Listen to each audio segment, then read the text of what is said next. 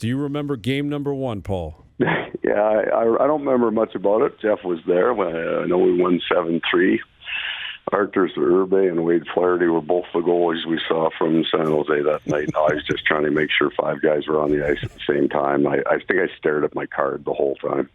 Well, congratulations. Obviously, just an incredible feat. I told you before, Brian, I'll never forget that morning stretch. Paul gave me a tap on the ass and said, tonight, you're playing with Brendan Shanahan and Nelson Emerson. And I was like, all right, it's go time.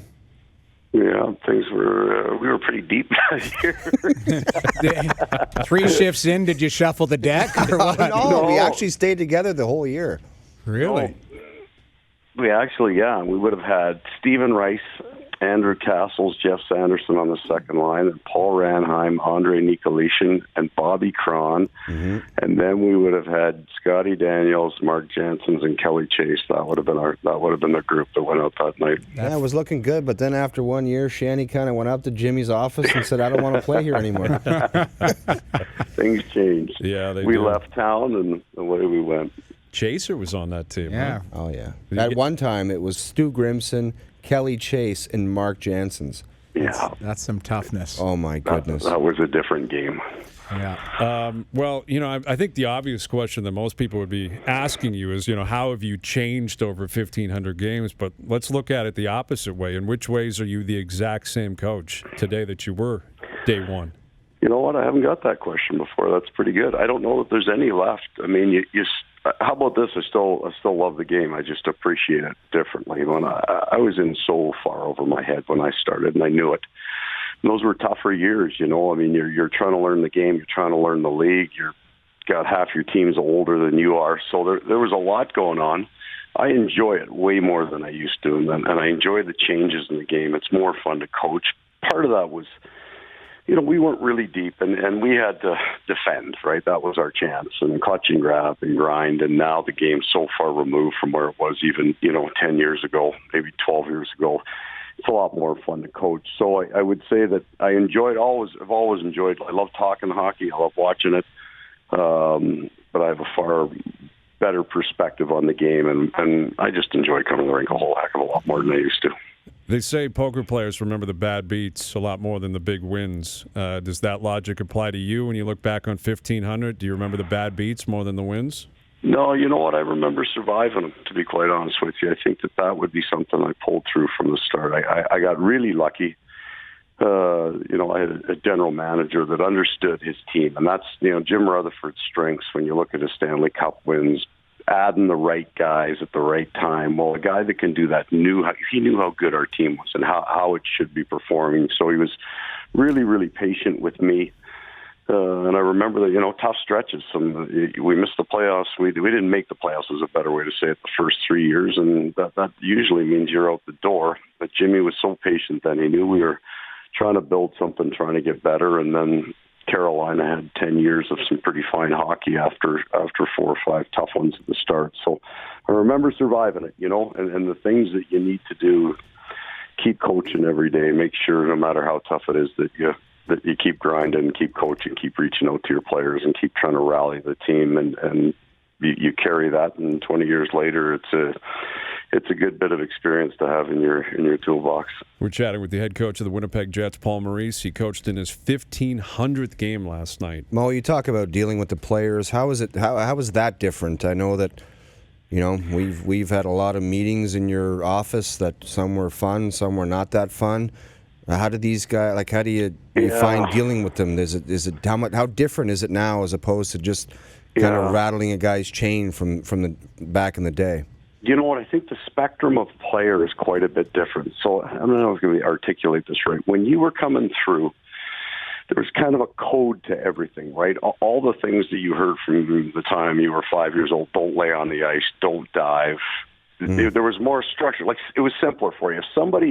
If your goaltender put his glove on a puck and somebody speared it, that was a 5-on-5 fight. Everybody understood so many of those things, and I think the coach wasn't nearly as involved then as they are now. Maybe that's my age. Maybe I've changed. I'm more involved. But I got way bigger spectrum of players. So I have guys on this team that could have played 20 years ago easily. Fit right in, walked into the room, understand how it works and goes. And then and it's true more of the youth that we have here. There would be guys that wouldn't have come up with any kind of code of, rookies get on the elevators last. All those little nuances that go into making a hockey team have to get taught now, and there's more different personalities. The players are more individual than back then. There was more of a team feel, I think, 20 years ago. I think that stems from the fact that the players, I believe, needed each other more back then. Those fourth line guys, if you lost 2 or 3 games in a row, a lot of times they got sent down. Right? There were revocable waivers. There wasn't the free agency. There was a sense that if you were on that team, that was your team, and there was a chance you weren't really getting traded. That was a threat, but it happened. But there wasn't the movement now that there is now. And now these players are so connected everywhere. There's kind of a bit of a sense at times that the grass can be greener somewhere else, and it's easier to do that. So there's not that innate connectivity in your room. So you have to build it. So you have to do more team things and foster that environment. We got a great room. We have an unbelievable captain. We got 3 unique leaders. They're all different kind of personalities. So we work hard at that. I think that's the biggest change. I don't think the players have as much fun as they used to. I don't think that it's as easy to build that team kind of feel. I think that's because you have a far bigger spectrum of experience coming into your room. So you're saying when you flew into L.A. with O on the plane, you had a different vibe than when you fly in today? Is that what you're telling us?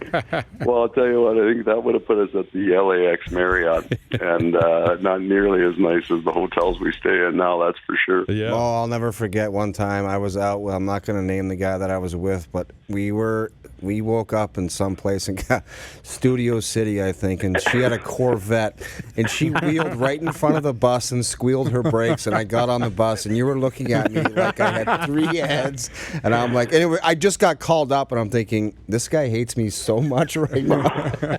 All I was thinking, wouldn't it have been a lot smarter to pull up the car to the back of the bus? Well, no kidding. I said to her, do not park near that bus.